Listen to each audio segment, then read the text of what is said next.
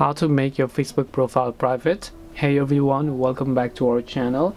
In this video I will guide you through the steps on how you can make your Facebook profile private, so make sure to watch the video till the very end.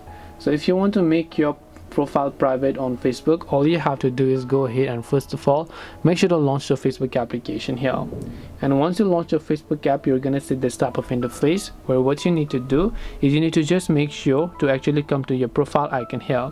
Now currently this is actually a public profile, which means anyone owner of Facebook will be able to view my profile.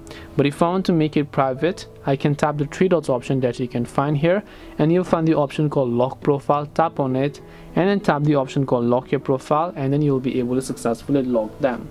This way you'll be able to lock your Facebook profile. Hope this video is very helpful. If you have got any questions, then feel free to leave them down below. Thank you very much for watching and see you soon in our next video.